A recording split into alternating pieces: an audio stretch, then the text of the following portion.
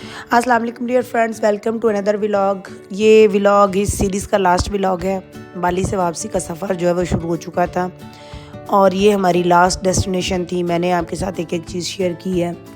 मैं कोई व्लॉगर तो नहीं हूँ, लेकिन मैंने एक टूर किया था, तो मैंने सोचा कि मैं आपके साथ भी शेयर करती हूँ अपनी कुछ मेमोरीज़, अपनी कुछ यादें। एब्सोल्यूट स्कूबा डाइव से लास्ट हमारे डे के बाद जो है वो नेक्स्ट डे हमारी फ़्लाइट थी। तो ये जनाब हम वहाँ से निकल चुके हैं और बाली इंटरनेशनल एयरपोर्ट के लिए जो है वो हम निकल रहे हैं। तो ये सारे का सारा रास्ता वापसी हमेशा बहुत मुश्किल होती है। आप किसी भी जगह पे जाते हैं तो जाने की जो एक्साइटमेंट होती है वो अलग ही होती है, लेकिन वापसी जो होती है वो हमेशा थोड़ी सी डिप्रेस करने वाली होती है। कम से कम मेरे साथ ये चीज़ ज़रूर होती है कि जब मैं किसी खूबसूरत जगह पर जाती हूँ और वहाँ से जब मैं वापस आती हूँ तो मुझे कुछ देर डिप्रेशन रहती है, कुछ देर उदासी रहती है। शायद ये बहुत लोगों के साथ होता है, शायद नहीं भी होता। आप लोगों ने मुझे कमेंट में बताना है कि आप लोग कैसा फ़ील करते हैं जब आप किसी जगह से वापस आ रहे होते हैं। तो ये जनाब बाली इंटरनेशनल एयरपोर्ट है। बाली इंटरनेशनल एयरपोर्ट बहुत ही एक खूबसूरत एयरपोर्ट है। इसके बारे में मैं जब आई थी तब मैंने आपको डिटेल वीडियो भी बनाई थी और दिखाया भी था। अगर आप व्लॉग को इस सीरीज़ के व्लॉग्स को फॉलो कर रहे हैं तो आपको पता होगा कि शुरू वाली वीडियो के अंदर मैंने आपको डिटेल जो है वो एयरपोर्ट का टूर करवाया था और बताया था। तो यहाँ पर जी हमारी फ़्लाइट थी, तो हम उससे कोई 2-3 घंटे पहले पहुँच गए थे, बल्कि नहीं, इससे हम 5 घंटे पहले पहुँचे थे और हमने कुछ टाइम जो है वो यहाँ पर स्पेंड किया।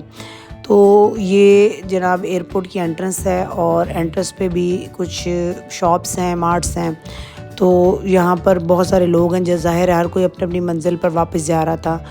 तो ये इंटरनेशनल फ़्लाइट्स यहाँ से जाती थी, तो इस जगह के ऊपर हम मौजूद थे। अब हमारी वापसी का सफ़र भी जो है वो शुरू हो चुका था और हम अपनी ज़िंदगी के खूबसूरत दिन जो हैं उनको स्पेंड करके वापस जो है वो वापसी के लिए पाकिस्तान के लिए निकल पड़े थे। हमने थाई एयरवेज़ के ज़रिए वापस जाना था, यानी हमारा यहाँ से थाईलैंड का नेक्स्ट स्टेप था और थाईलैंड में हमारा तकरीबन 24 आवर्स का स्टे था। वो बाय मिस्टेक हो गया था, लेकिन वो भी बहुत ही खूबसूरत जो है वो एक्सपीरियंस रहा। वो भी आपके साथ शेयर करूँगी कि वो किस तरह का एक्सपीरियंस था।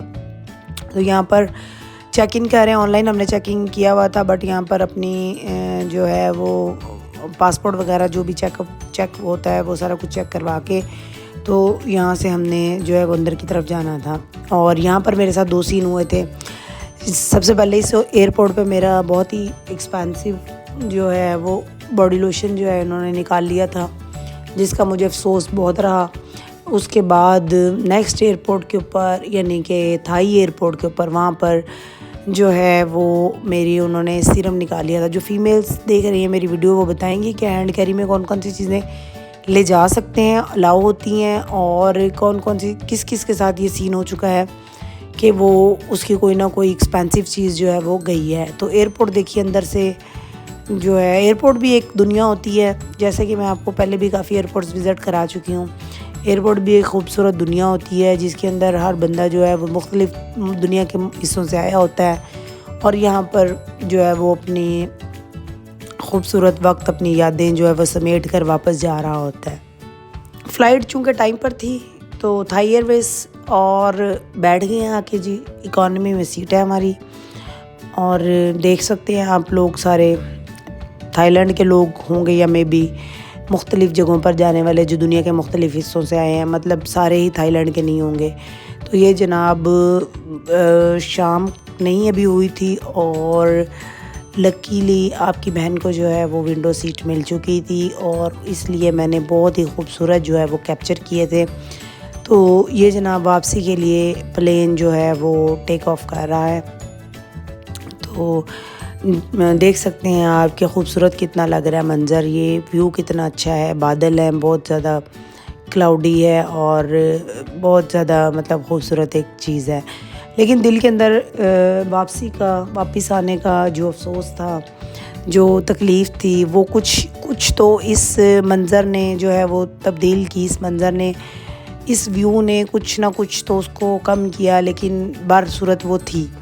तो ये जनाब देखिए, और ये जी समंदर, आपको पता है कि बाली ऑलरेडी एक आइलैंड है तो समंदर तो फ़ौरन ही आ गया, टेक ऑफ करते ही तो ये देख सकते हैं कि आप किस कदर खूबसूरत चीज़ें हैं, खूबसूरत दुनिया है, खूबसूरत दुनिया के मंज़र हैं, खूबसूरत दुनिया के नज़ारे हैं। इन नज़ारों में खो के जो है इंसान अपनी तकलीफ़ें, अपने दुख जो है वो भूल जाता है, कम से कम वक्ती तौर पर तो आप भूल जाते हैं। और दूसरा ये कि आपको घर आने की भी एक्साइटमेंट होती है, काफ़ी दिनों से घर वालों से मिले नहीं होते तो वो भी एक चीज़ होती है। तो वो सब चीज़ें मिल मिला के जो है वो मिली जुली सी कुछ फीलिंग्स होती हैं।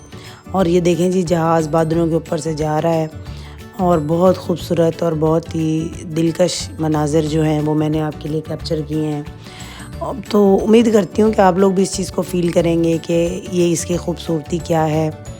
और क्योंकि मैं कोई प्रोफेशनल व्लॉगर तो हूँ नहीं, लेकिन मैंने अपनी कोशिश की है कि मैंने अपनी वो चीज़ें, अपनी यादें आप लोगों के साथ, अपना वक्त जो है उसको शेयर किया है। तो उसके बाद जैसे टेक ऑफ होता है, आपको पता है फूड आ जाता है, तो थाई फूड था। हाँ, इस वक्त कुछ भूख लगी हुई थी तो खाना अच्छा लगा। तकरीबन वही खाना था जो जाते वक्त था, लेकिन बस मेन कोर्स जो है वो थोड़ा डिफरेंट था, बाकी सब चीज़ें वैसी थी। खाना ठीक था इनका, मतलब ना बहुत अच्छा कह सकते ना बहुत बुरा, एवरेज था। और उसके बाद ये जनाब लैंडिंग के मनाजिर हैं। इस टाइम पर हमारी लैंडिंग हो रही थी थाई एयरपोर्ट पर, थाईलैंड के एयरपोर्ट पर। तो ये रात का मंज़र था और ये रात के मनाजिर थे। जब हम सैर पे जाते होते हैं तो फिर हमारे लिए जो है वो दिन रात, मतलब हर तरह का जो व्यू होता है वो हमारे लिए एक खूबसूरत जो है वो याद बनाता है हमारे लिए, और रास्ते को हम बहुत ज़्यादा एंजॉय करते हैं। आने वाले दिनों में क्या हुआ और मज़ीद इस तरह की वीडियोस के लिए चैनल को सब्सक्राइब करके बेल आइकन दबाइए, लाइक फॉलो शेयर ज़्यादा से ज़्यादा किया करें। Thanks for watching. अपना बहुत ख्याल रखिएगा, दुआ में याद रखिएगा। अल्लाह हाफिज़।